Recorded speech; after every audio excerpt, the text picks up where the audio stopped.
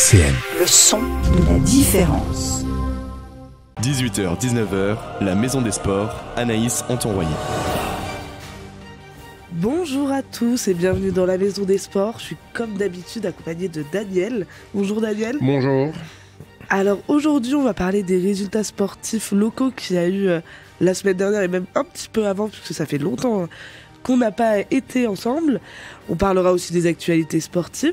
On aura aussi Eve Dalman, chargée du développement para-hand de la Ligue Grand Est de handball, qui viendra nous parler d'une petite journée, de plusieurs journées pour les régionales en ensemble. Et on finira sur les événements sportifs qui vont arriver cette semaine. La Maison des Sports, Anaïs Anton-Royer.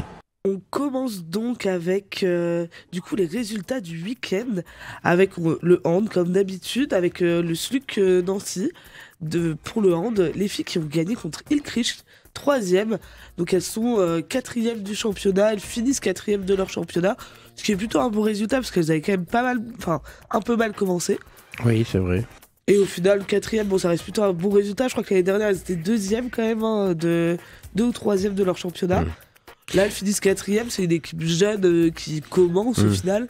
C'est un peu un renouveau, donc plutôt une première saison satisfaisante, je pense. Oui, puis bon, l'an prochain, je crois qu'ils viseront la montée. Oui, je pense en aussi. National 2. Bon, là, par un moment, ils étaient relégables même. Oui, non mais oui. Et puis là, ils sont remontés. Bon, voilà. Effectivement, oui, c'est vrai que le début était assez compliqué. Puis là, elles arrivent même à gagner contre les hauts de tableau. Elles s'étaient bien lancées vers le milieu de la saison. Oui, elles ont battu les deux premières. Oui, voilà, c'est pour ça. Strasbourg, elles les ont battues, effectivement. Elles avaient perdu de peu avant, je crois, en première partie de championnat, si je ne me trompe pas. Oui. Donc c'est plutôt bien, effectivement. 4e, ça leur permet de voir un peu. C'était un peu une saison test. Plutôt réussi, je pense, quand même, pour les filles. Alors, je l'ai dit dans mon émission, où tu seras d'ailleurs. Effectivement. On aura Pascal Thiebaud, le président du SLUC Handball, qui viendra ici d'ailleurs. D'accord. Pour faire un peu le point sur la saison et nous annoncer quelques nouvelles. Oh, d'accord, oui. Donc un petit teasing là, effectivement, pour lundi. Oui, pour parce qu'il se passe pas mal de choses à le handball féminin. Oui, c'est vrai. Qui pourraient profiter localement, je pense qu'ils pourraient profiter au SLUC. D'accord, très bien. Bon, effectivement, c'est vraiment pas mal. Les garçons, eux, qui ont perdu contre Sarrebourg 3. Donc 24-22 samedi dernier. Donc bon, un peu plus de défaites, mais c'est pas très grave. Ils ont quand même une bonne place. Il me semble qu'ils sont 3e de leur championnat, donc c'est plutôt pas mal. Après le Nancy Handball, justement, qui a perdu contre Cherbourg 37-34 vendredi dernier. Oui. C'est peut-être un petit peu plus compliqué en ce moment pour eux. Ils ont perdu leurs 2 derniers matchs, si je me trompe pas. Ils sont 9e, bon, pas relégables, etc. C'est la fin de saison, donc... Ça se relâche, ils savent qu'ils sont maintenus, normalement. Avec une équipe qui sera renouvelée pas mal l'an prochain, donc... C'est ça, il y a peut-être moins d'enjeux pour les joueurs et moins d'envie, effectivement. Bon, c'est un petit peu dommage, mais effectivement, c'est pas des défaites lourdes de conséquences totalement. La bizarrerie avec le handball de haut niveau, comme ça, c'est que les saisons se préparent... alors que la saison n'est pas finie, quoi. Donc c'est un peu bizarre, parce que là, ils savent que il y a des joueurs qui seront plus là l'an prochain, il y en a d'autres on sait qu'ils seront là, donc c'est vrai que c'est un peu particulier. C'est là où tous les sports, effectivement, de haute compétition, un peu plus... qui sont monétisés la plupart du temps. Là, effectivement, il y a tous les transferts, il y a tout ce qui est salaire, etc. Donc il y a beaucoup de négociations qui rentrent en jeu. Voilà, oui, et on n'attend pas la fin de saison, c'est un peu particulier. Et je me mets à la place d'un joueur, moi, qui sait qu'il ne jouera plus l'année prochaine. Prochaine, il doit être un peu moins motivé, quoi. Il y a un petit peu moins d'intérêt, effectivement. Et surtout, en plus, s'il a trouvé son prochain club. S'il n'a pas trouvé son prochain club, peut-être envie d'attirer les regards, etc. Mais effectivement, c'est vrai que c'est un peu compliqué dans ces cas-là. Mais c'est vrai que on verra pour eux l'année prochaine. En tout cas, il me semble qu'ils sont forcément maintenus. Et depuis un moment déjà. Oui. Donc tant mieux. On va parler un petit peu de foot avec Champignol qui a perdu 2-1 contre Épernay. Samedi dernier, ils sont 13e sur 14. Oui, c'est assez compliqué. Bon, on s'en doutait. C'était leur première saison en N3. Oui, ils préparent la prochaine saison en Régional 1. C'est ça. Après, effectivement, avec toute la refonte des clubs, c'est évidemment plus compliqué de pouvoir s'installer en National 3, le niveau augmente. Oui. Donc c'est plus compliqué pour eux, ils sont pas montés la bonne saison, on va dire, je pense. Oui, il aurait fallu qu'ils montent il y a 2 ans. Oui, peut-être. Ils auraient pu se maintenir. Là. Oui, voilà, c'est ça, pour s'habituer peut-être un petit peu au championnat, aux règles, etc. Là, c'est vrai que du coup, c'est un peu plus compliqué. En plus, il y a eu quand même pas mal de petits problèmes, enfin pas en interne, mais avec les autres clubs, si j'ai bien compris, des fois dans leur championnat. Bon, c'est un petit peu dommage. Après, franchement, je pense que ça reste des bons souvenirs, que ce soit pour les joueurs, les dirigeants, etc. De monter en National 3 comme ça.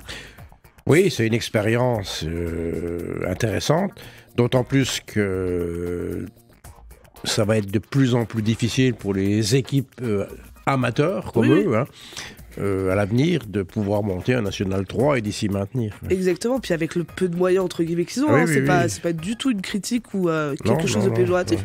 C'est vrai que beaucoup d'équipes en National 3 ont les moyens ou sont des équipes de grandes équipes qui ont du coup plus de moyens, c'est un petit peu des formations, c'est des équipes B des fois. C'est vrai que c'est certainement plus compliqué de pouvoir rivaliser avec des fois des équipes qui ont plus de joueurs, qui ont peut-être leurs joueurs payés, etc., qui font la différence et qui attirent plus aussi. Hein. Oui, et puis le problème, c'est que les équipes réserve pro, c'est compliqué parce qu'en fin de saison, les jeunes veulent rester dans leur club. Bien sûr. Donc ils se donnent à fond. Oui, donc c'est difficile. En début de saison, l'effectif est très complet, donc et puis, les équipes présentées sont très fortes. Et ils essaient de monter en A en plus, hein, donc ils se donnent pour montrer qu'ils sont bons. Donc effectivement, c'est toujours un peu plus compliqué de rivaliser contre des équipes vraiment qui ont ces ambitions et ces moyens-là derrière. Alors, ils voudraient créer un championnat réserve, des réserves. D'accord. Pourquoi pas d'un point de vue, effectivement, c'est intéressant, mais ça n'a pas vraiment de sens parce que ça reviendrait au même, en fait. Puis il n'y aura pas d'enjeu, quoi. Non, puis voilà. Puis pourquoi faire une équipe un championnat de réserve pour les grandes équipes, je suppose, seulement, alors que d'autres équipes, Champignol 2, par exemple, je les vois pas aller dans un championnat de réserve, ça n'a pas vraiment de sens, quoi. Non, d'autant plus que les grandes équipes, comme le Paris Saint-Germain et Marseille, ils n'ont même pas d'équipe réserve. Oui, c'est vrai. C'est un peu bizarre. Oui, c'est des espoirs. Oui, c'est vrai, c'est pas faux. Ouais, non, c'est assez compliqué, puis ça n'a pas vraiment de sens, comme ça, bon, je vois pas trop l'intérêt, effectivement. Il y a Dieu-Loire qui, eux, ont perdu 7-0 contre Custine dimanche dernier. C'est même pas perdu. C'est une vraie tollée, effectivement. C'est assez violent, je pense, comme bizarre. Ça. Il va y avoir des problèmes d'effectifs, je pense. Peut-être qu'ils étaient moins, peut-être qu'il y avait ou des blessés, ou je sais pas trop quoi. Ou peut-être qu'ils se sont pris un carton rouge rapidement, j'en sais rien du tout, mais effectivement, qui était deuxième, hein, si je me trompe pas. Qui sont deuxième, du coup, toujours. Là, franchement, effectivement, c'est un peu dur à encaisser, je pense. Oui. Bon, ils restent 5e, hein, ils sont maintenus aussi. Oui, ils sont maintenus. Mais un peu moins bien placés que l'année dernière déjà, donc je pense que c'est un peu plus compliqué. Après, ils comptent surtout faire monter leur équipe réserve, là, pour le coup. Oui. Donc on verra pour ça, mais c'est vrai que là, c'est un petit peu plus compliqué. Et le basket, le SLUC, ils ont gagné contre Fos-sur-Mer, du coup, mardi 79-65. De justesse. 79-65, ça va, c'est quand même. Il y a un petit écart, c'est pas le plus grand écart. Quoi. Oui, ça va. Mais du coup, ils s'assurent le maintien. Le maintien. Ils ont réussi à monter l'année dernière, ils arrivent à se maintenir en fin de championnat. Hein, ils maintiennent assez tard, ils ont un petit peu vibré, on va dire, jusqu'au bout. Oui, c'est vrai qu'ils ont gagné 13 matchs. Oui. Et j'entendais un joueur qui disait que 13 victoires pour une équipe juste à la limite, c'est exceptionnel parce qu'il disait qu'il y a eu des années où avec 13 victoires, ils jouaient les playoffs. D'accord, ok. Oui, effectivement. Oui, donc une saison apparemment très très relevée et très... Voilà, c'est-à-dire qu'avant, il y avait des équipes un peu plus faibles. Maintenant, il n'y en a plus. Oui, c'est tout est à peu près au même niveau, donc il faut exceller. Après, on l'a vu, hein, des fois, ils perdaient même contre Monaco, à 4-6 points de différence. C'est vrai que c'était vraiment quand même assez exceptionnel.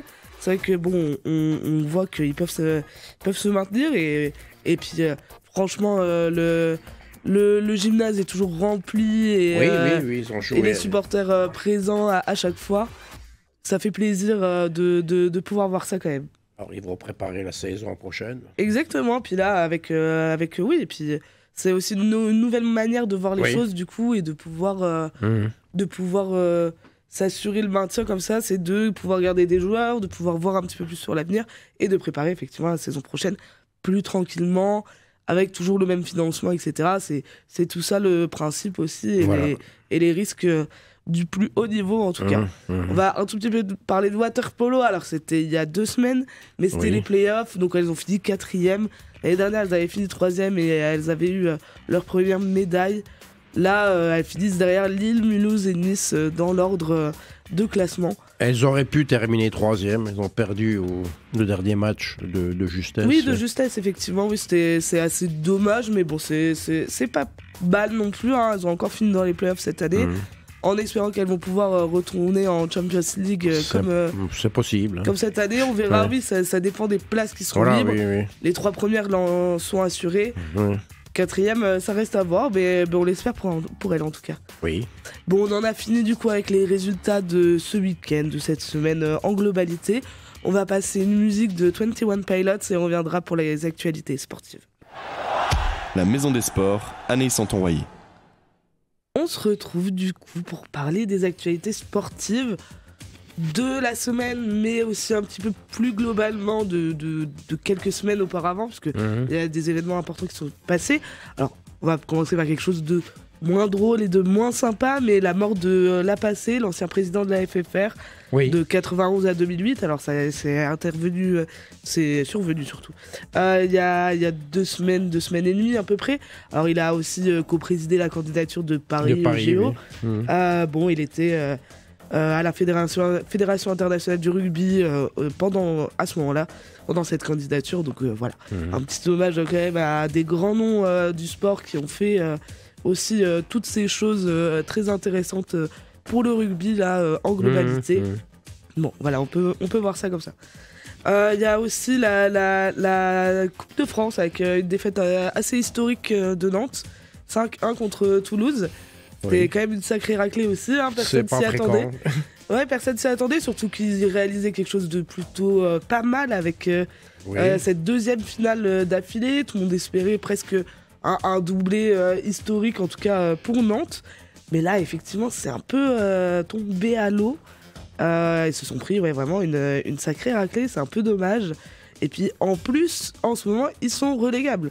Ils sont 17e du championnat. Alors, à 2 points d'Auxerre qui est 16e, mais ils sont dans la zone relégable, donc c'est vraiment pas une... Ils n'ont pas gagné un match depuis le mois de février. Oui, non, mais c'est des stats quand même assez terribles. C'est dommage, parce que quand même, pareil, un club historique, hein, Nantes, comme pouvait l'être l'AS Saint-Etienne, qui a failli descendre, on a cru qu'ils allaient descendre en National 1 presque redirectement en début de saison d'ailleurs. Mais là, c'est vrai que donc Nantes, Camboiré a été viré, si je me trompe pas. Bon, c'était prévisible. Il y a quelques jours, oui, effectivement, assez logique. Après, du coup, tout le monde avait cet engouement de Coupe de France, parce que la finale était là. Je pense qu'ils auraient perdu 2-1, ça aurait peut-être même pas eu le même sort. Mais bon, là, effectivement, c'est vrai que 5-1 contre Toulouse, en plus, hein, on parle pas d'un Paris, etc. Bon, malheureusement, ça finit mal pour eux. Mais bon, c'est quand même une défaite assez marquante et historique, alors qu'il y avait un engouement derrière aussi assez historique, avec beaucoup de gens qui espéraient se doubler.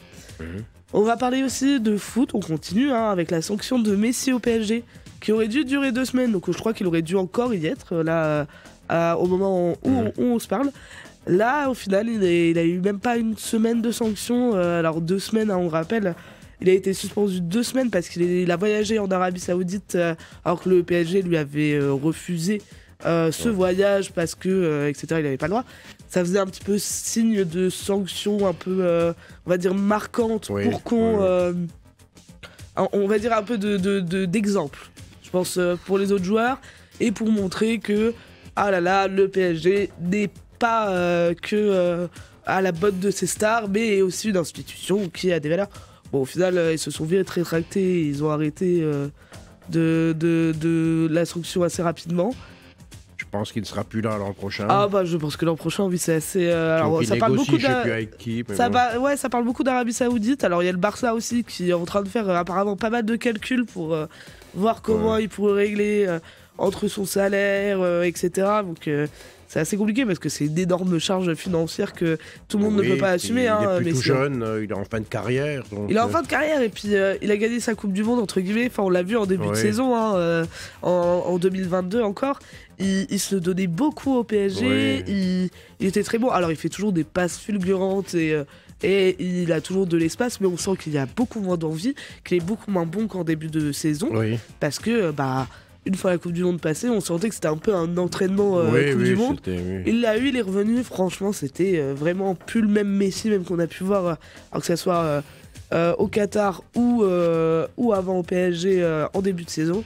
Bon, c'est un petit peu dommage. On verra comment ça se passe. Il a même pas remercié, je crois, le Paris Saint-Germain dans son discours pour un titre. Il a juste parlé du Barça et de l'Argentine. Enfin, on voit que, effectivement, c'est bientôt la fin. Et puis oui, il y a aussi il y a pas mal de trucs qui se parlent en interne. On voit qu'avec les joueurs, ça va plus du tout, que ce soit avec l'institution.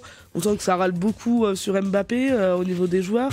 Oui, c'est lui le patron. Oui, c'est lui le patron. Et puis Neymar qui... il sera plus là non plus, lui. Non, Neymar, et puis même des supporters qui sont venus devant chez lui pour lui dire de partir. Lui qui aime une vidéo sur Instagram qui parle de Mbappé, que comme quoi l'institution du PSG est au pied d'Mbappé. Ce qui n'est pas forcément faux, mais bon, effectivement, il sait très bien que les gens vont voir qu'il a aimé cette vidéo. Donc bon, c'est un petit peu dommage, ça déstabilise tout un groupe pour une fin de saison où ils sont même pas sûrs d'être champions encore. Je pense que si. Ils le seront, certainement. Il y a quand même, il reste 4 matchs, je sais plus combien. 5 si je me trompe pas, mais effectivement, je crois qu'ils sont quand même presque assurés. Lens qui va peut-être être deuxième d'ailleurs. Ce serait une bonne chose. Moi, je serais plutôt contente, effectivement. Alors, forcément, pas forcément supporter de Marseille, donc je serais plutôt heureuse de voir Lens. Ce serait une bonne chose. Oui, voilà, de les voir revenir comme ça, petit à petit. En plus, ils se sont refaits. Petite équipe. Sans trop de moyens. Exactement, mais avec des supporters géniaux, une mentalité, je trouve, exceptionnelle. Alors après, on connaît ces équipes-là, malheureusement un peu petites. C'est que souvent, ils se font dépouiller leurs joueurs une fois la saison finie. Mais on va espérer pour eux que non et que ça continue comme ça. Mais s'ils arrivent à aller en Ligue des Champions directement sans barrage... C'est quasiment sûr. Oui, voilà, ce serait franchement sympa.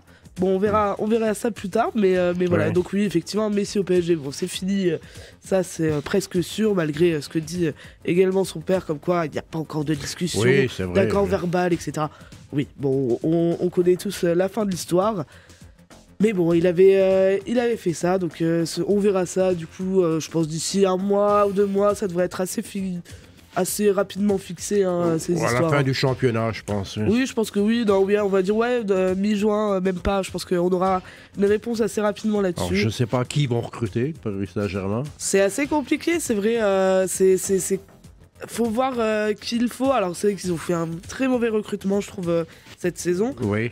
Très mauvais recrutement. Ouais, là ils ont des jeunes, mais en même temps, ils peuvent faire un bon recrutement. Si du coup ils tournent leur équipe vers Mbappé comme ils l'ont fait un peu cette année, mais du coup ce qui a déstabilisé, puisque on était avec 3 stars devant, ce qui ne marche pas. On peut se rappeler, alors ça c'est beaucoup plus ancien, mais les Galactiques du Real à l'époque, que des stars dans cette équipe. Et franchement, pas la meilleure équipe du Real. Ça fait pas tout. Des stars et des très bons joueurs. Des fois ensemble, s'il n'y a pas une espèce de jeu fait pour, ça marche pas, et on le voit là clairement. Puis au niveau français, à part Griezmann, je vois pas qui c'est qui pourrait recruter. Et puis Griezmann, puis Griezmann a plus un rôle de milieu de terrain maintenant, milieu offensif. Je ne vois pas venir à Paris Saint-Germain. Et il veut pas venir au Paris Saint-Germain. Je pense que s'il retournait en France, mais il n'a jamais été. Il n'a jamais été en France. Il sera à Marseille. Il avait dit Marseille ou Lyon. Marseille ou Lyon, effectivement. S'il est de Lyon ou à côté de Lyon. Ouais, voilà, c'est ça. Mais là, franchement, il a pas envie du Paris Saint-Germain. Pourtant, du coup, un club qui serait à sa hauteur, mais Je pense qu'il est bien avec l'Atlético, hein. C'est un milieu qui lui va bien. Je vois pas à qui, Giroud, il est en fin de course. Oui, puis Giroud n'a pas cette mentalité Rabiot, il y a été, donc il va pas revenir. Oui. Ouais, puis ça s'était pas très bien passé. Non, pas très bien c'était très mal passé, donc je vois pas à qui...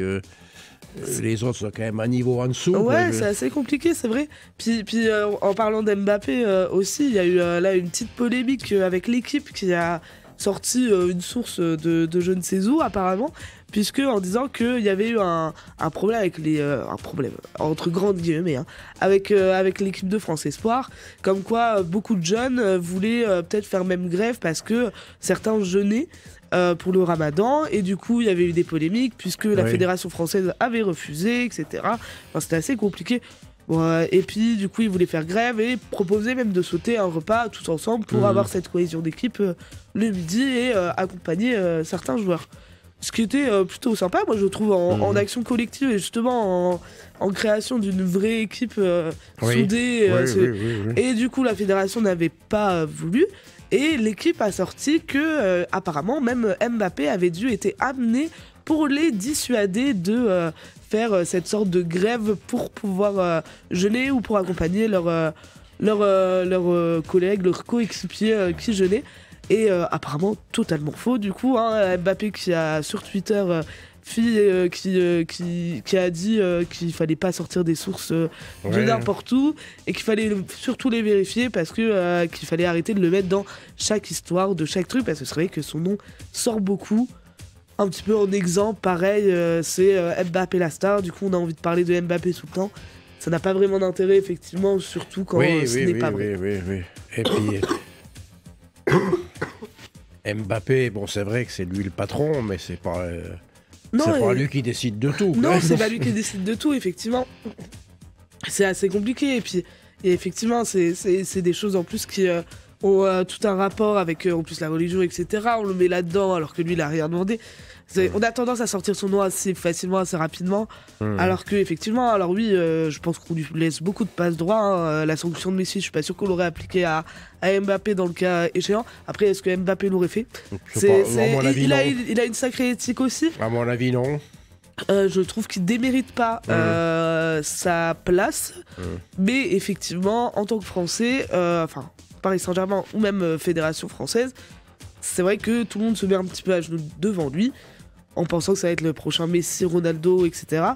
Bon, on verra comment ça se passe, mais c'est vrai que son nom sort beaucoup, beaucoup trop. Après, il sait répondre et il sait qu'il a un peu cette immunité pour répondre, ce qui est quand même mieux pour lui. Il est bien conseillé en plus.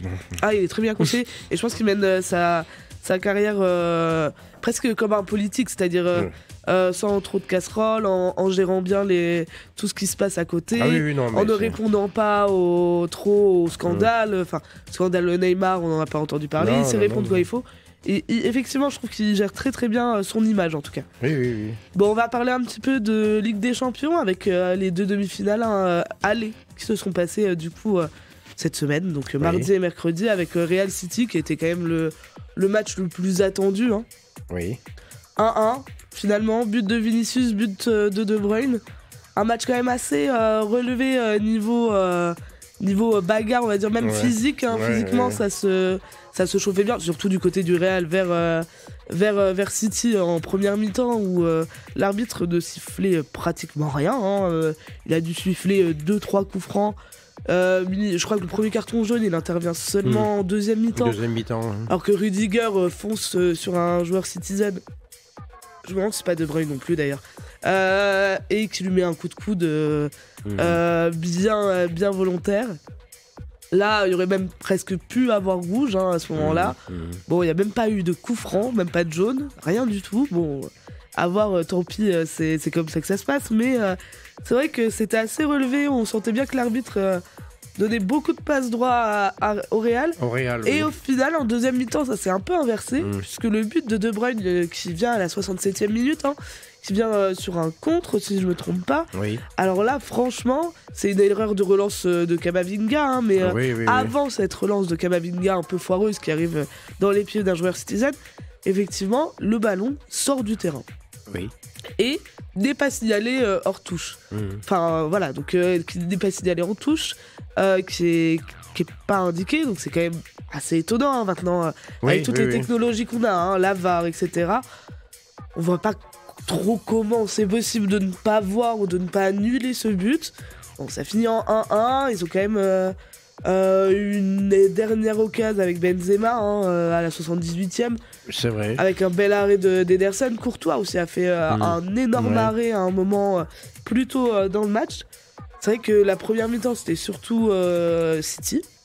Jusqu'au but du Real, donc à la 36e minute, avec une frappe magnifique d'ailleurs de Vinicius.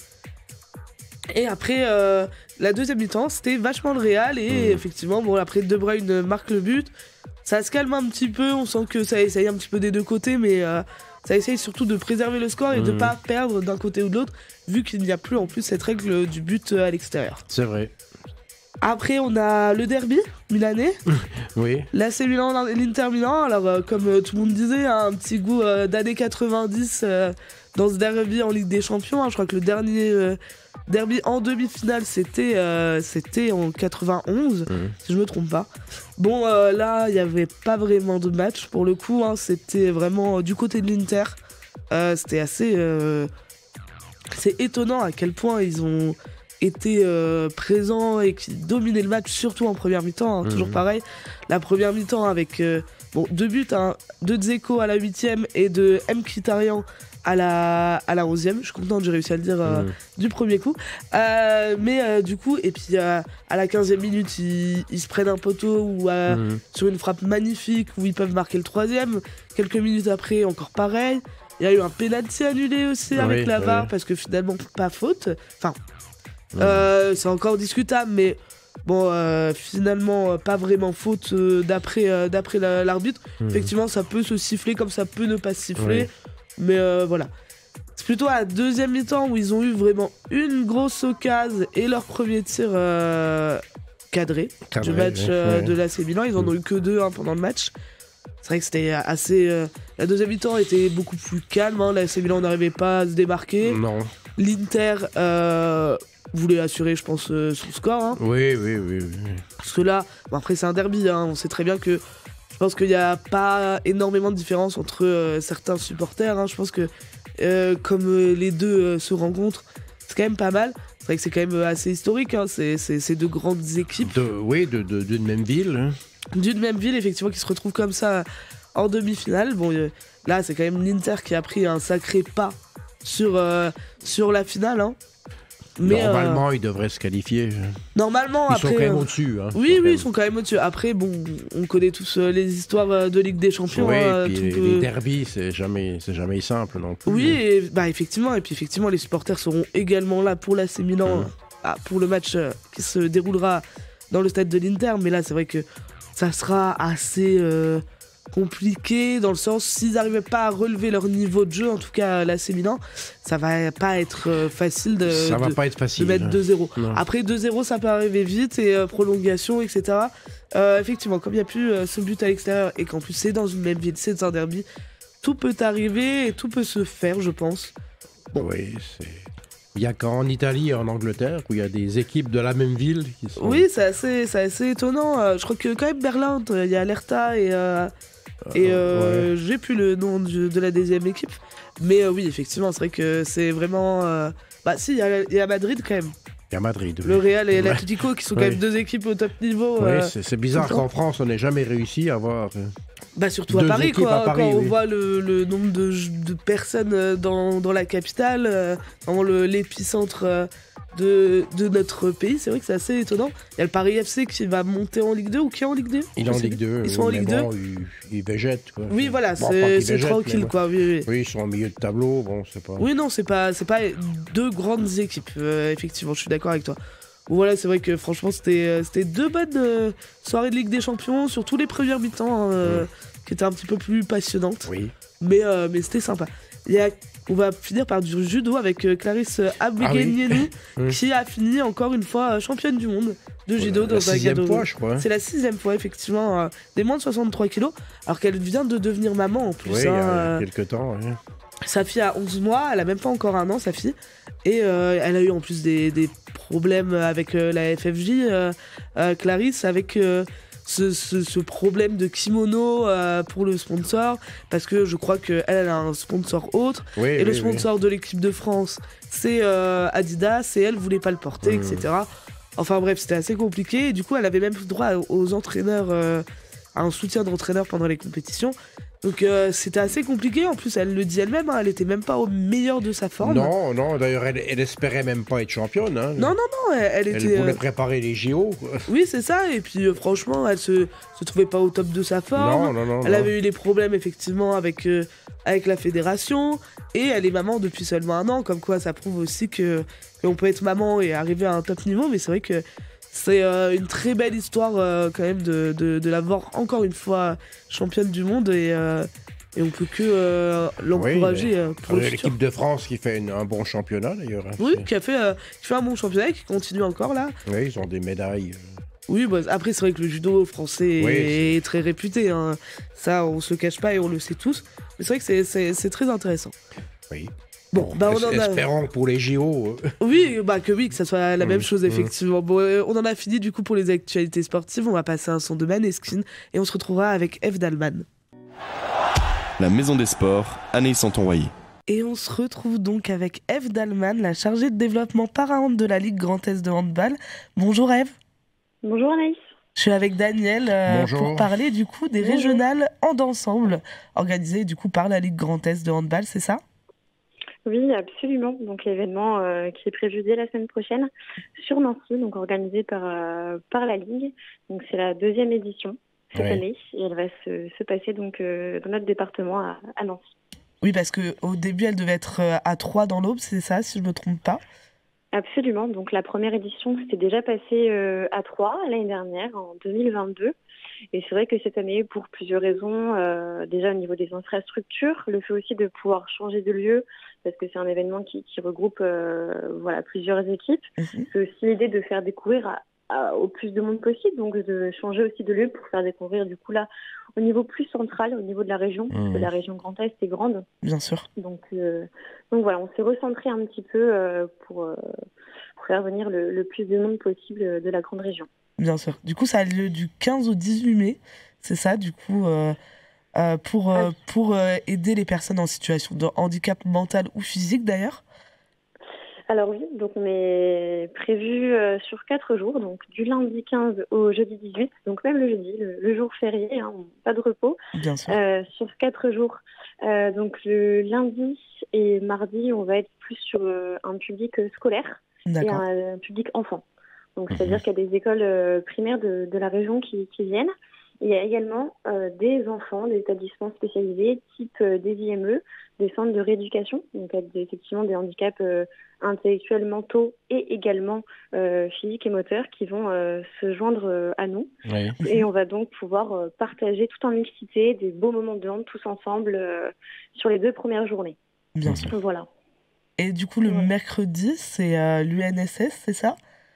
Alors oui, donc là, on va crescendo en fait dans les jours. Le mercredi, donc lundi, mardi, plus les jeunes enfants. Et le mercredi, donc on a accès au niveau du secondaire, donc le scolaire. Oui. Donc c'est-à-dire collège et lycée, vu qu'en plus le mercredi, on sait que dans les établissements, il y a l'UNSS, c'est plus les activités sportives en fait. Donc on s'est dit qu'on allait se baser là-dessus. Donc le but, c'est de faire venir des classes de collège et lycée, des sections sportives, handball ou autres, et également des classes Ulysse pour à nouveau faire partager le handball entre des personnes sur le handicap et des personnes valides à nouveau. D'accord. Et du coup, le jeudi, c'est rencontre Grand Est, c'est bien ça ? C'est des tournois de hand ? Alors oui, là, le jeudi, on n'est plus trop sur de la démonstration, de l'initiation et même de la sensibilisation. Là, on est plus sur des rencontres. Ça va être des tournois. Toute la journée, il n'y a plus d'ateliers. C'est des tournois. Donc, il y a un tournoi de hand fauteuil et un tournoi de hand adapté sur la journée. Donc là, les personnes prévues, bien forcément, il y a les équipes de hand fauteuil et de hand adapté qui font partie de la Fédération française de handball qu'on a sur notre région. D'accord. Voilà. Et en plus de ça, on a invité donc des équipes de handisport pour le hand fauteuil, donc des associations et des clubs handisport de la région, et vers le sport adapté pour des sections d'associations de sport adapté sur la région. Et après, pour ce qui est du hand fauteuil, parce que c'est un petit peu la différence en fait avec le hand adapté. Le hand adapté, c'est vraiment à destination des personnes de situation de handicap mental et intellectuel. D'accord. Alors là, lors des rencontres d'ensemble, on va certainement mixer un petit peu pour que il y ait l'inclusion. C'est aussi la volonté de pouvoir les faire évoluer avec des personnes valides. Voilà. Et le hand fauteuil, il faut savoir que c'est une pratique mixte. C'est-à-dire, de base, le hand fauteuil, c'est 6 joueurs sur le terrain. Il y a au moins une femme et 2 personnes en situation de handicap. D'accord. Donc voilà, c'est vraiment une pratique mixte. Donc l'idée, c'est aussi que, par exemple, vous et moi, demain, on peut venir faire du hand fauteuil pour tester. Et puis, pourquoi pas même s'inscrire dans des clubs, comme certains le font actuellement en tant que valides. Ce sont des joueurs de hand fauteuil. D'accord. C'est leur pratique. Mais en fauteuil, voilà. Ils sont en fauteuil. Hein. Ils sont en fauteuil, oui, absolument. Ils jouent en fauteuil, mais ils marchent, ils n'ont pas de soucis au niveau physique.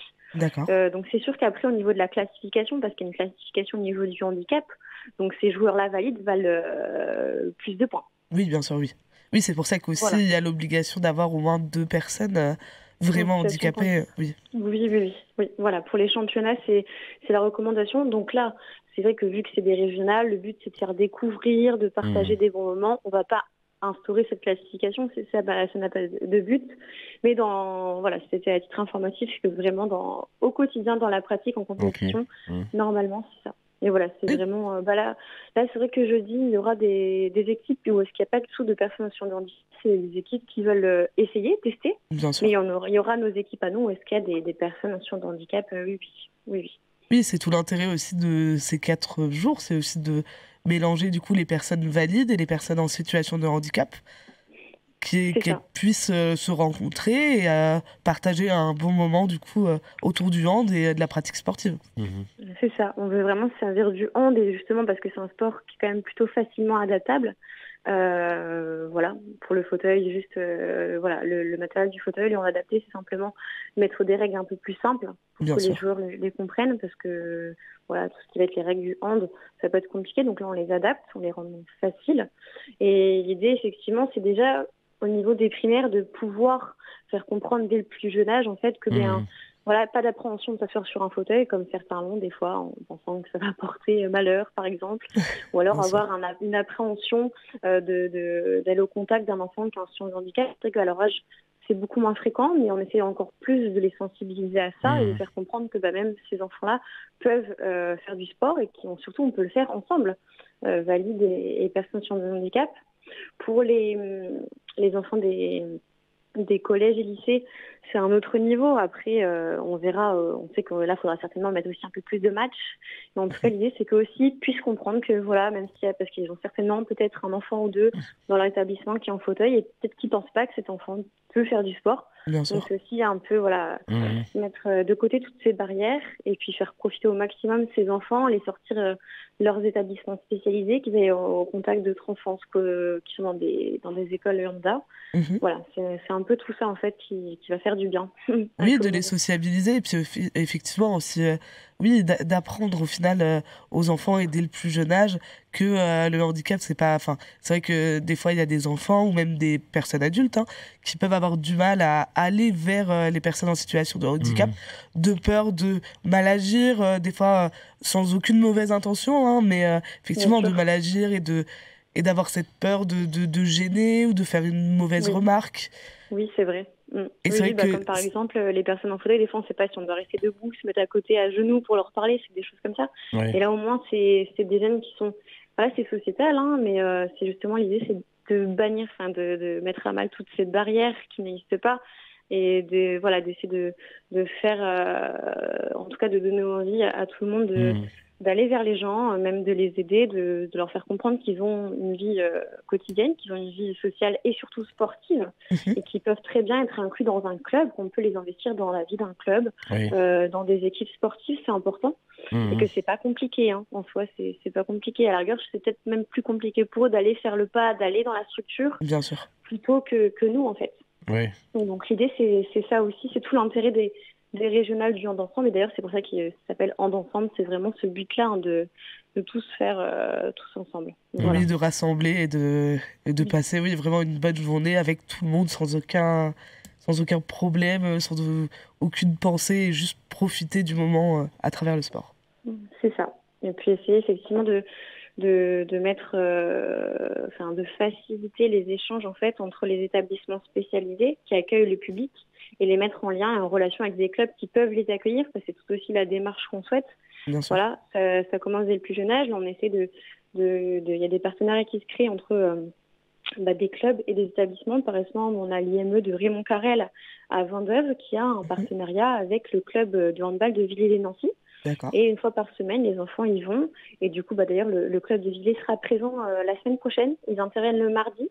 Et les enfants de l'IME seront présents également pour mettre en avant ça, que c'est pas compliqué, que au contraire, c'est même plein de joie d'accueillir ces jeunes enfants. Et il y a même l'idée, par ce partenariat, en fait, c'est que les enfants de l'IME puissent intégrer les stages pendant les vacances. Alors après, ça s'adapte. C'est pas les 5 jours. On va plus faire 1 ou 2 jours déjà pour voir comment ça se passe. Oui. C'est peut-être à un niveau...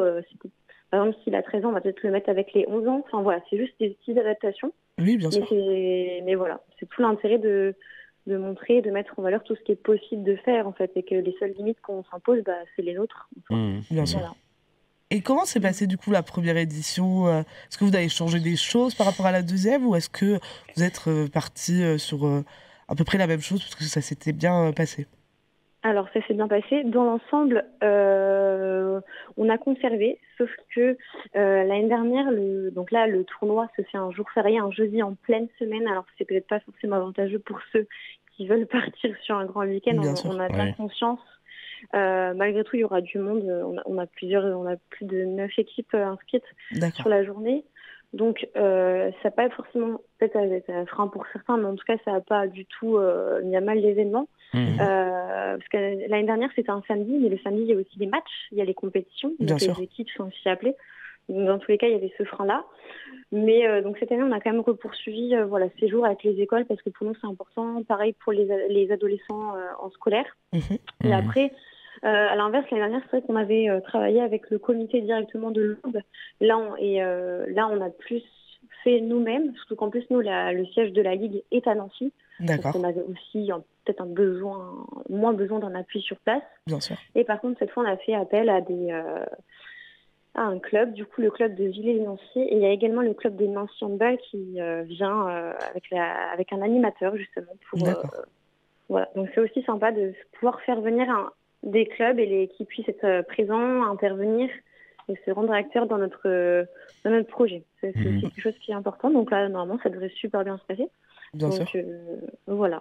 Puis en plus, c'est vrai que ça sensibilise aussi les clubs à pourquoi pas créer du hand-fauteuil dans leur club. Bon, alors, ça doit être plus compliqué à mettre en place, etc. en interne, mais c'est vrai que ça pourrait les inciter à se pencher sur le sujet et à inclure justement des personnes avec du handicap.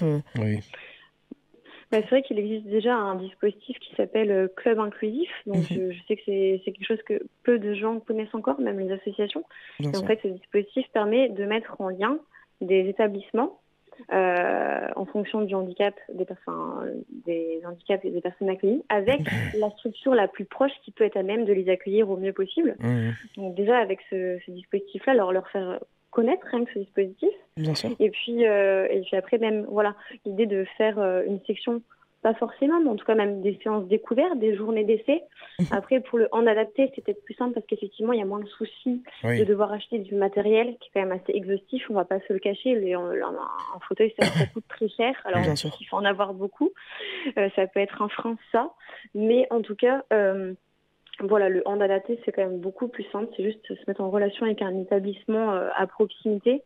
Mais pour le hand fauteuil, mine de rien, ça commence de plus en plus parce qu'avec les Jeux Olympiques, les Jeux Paralympiques, notamment, où est-ce qu'on va être en sport de démonstration, dans les sports après de les rejoindre la saison, dans les 4 ans qui suivront en 2032. Bien sûr. Donc il y a aussi ça avec tout le support au niveau international. Là, il y a eu les premiers championnats du monde en septembre 2002, l'année dernière. Donc voilà, il y a tout ça, c'est vraiment une pratique qui commence de plus en plus à se développer. Alors certes, il y a le basket fauteuil qu'on connaît, qui est vraiment sur le devant de la scène, avec notamment, qui fait partie de la Ligue handisport. Donc c'est vrai que nous, le hand fauteuil, c'est rattaché vraiment à la fédération de hand. Donc on essaye petit à petit d'être là, et de développer, de faire venir du monde. Bien sûr. Voilà, et je pense que c'est vraiment important de faire comprendre aux gens que c'est pas uniquement à destination des personnes en situation de handicap, mais nous, en tant que valides, on peut faire partie d'une section. Et d'ailleurs, ils ont besoin de nous, comme je vous l'ai dit, pour participer au championnat. D'accord, oui, c'est ça qui est très intéressant aussi, parce qu'on ne le sait pas forcément. C'est vrai qu'on entend beaucoup parler d'handisport, effectivement, pendant les Jeux paralympiques, mais c'est vrai que... Alors, ça aide, je pense, d'une certaine façon, déjà les personnes en situation de handicap de pouvoir se présenter dans des clubs et de se renseigner sur le fait de faire du sport. Peut-être qu'avant, ils ne le savaient pas forcément, avant que ça soit autant médiatisé. Mais c'est vrai que du coup, on oublie un petit peu que oui, ça peut se passer tous les jours et que c'est pas qu'une fois tous les 4 ans ou une fois tous les 2 ans avec les JO d'hiver, et que c'est intéressant et que tout le monde peut s'y inscrire du coup et qu'il faut se renseigner et que c'est très intéressant. Voilà, franchement, c'est quelque chose, même par exemple, au niveau de donc, tout ce qu'on disait, là, les Jeux paralympiques, etc., et que ça se met de plus en plus en place, et notamment aussi au niveau de la France. Alors, je ne sais pas si c'est très encore mis en avant, mais il y a le premier tournoi européen de hand fauteuil en France. D'accord. Et ça se passe même très prochainement, c'est les 23 et 24 à Écully, c'est dans la région Rhône-Alpes. Voilà, et on a même des joueurs qui vont, au niveau Grand Est, qui vont certainement, on croise les doigts, être sélectionnés pour l'équipe nationale. D'accord, très bien. Et c'est super. C'est vrai que ça a beaucoup d'importance et c'est important d'en parler et de rappeler qu'il y en a et que ça existe et qu'il faut y aller et qu'on peut même y participer aussi en tant que valide et qu'on peut y amener nos enfants aussi en situation de handicap pour passer une belle journée et pouvoir profiter tous ensemble. Absolument. Et merci beaucoup du coup, Ève. On arrive à la fin de l'émission. Donc merci d'être intervenue et puis on se revoit prochainement, j'espère. Et moi aussi, je l'espère. Merci beaucoup pour votre accueil et pour ce temps. Merci beaucoup. Merci. Au revoir. Bonne journée, au revoir. Au revoir. On finit donc l'émission. Je te remercie, Daniel. On n'aura pas eu le temps de parler des événements sportifs qui arrivent, mais c'est pas très grave, c'était très intéressant. Donc allez au régional en ensemble et puis on se retrouve lundi avec toi pour Coup de sifflet et la semaine prochaine pour la Maison des Sports. Au revoir. Au revoir.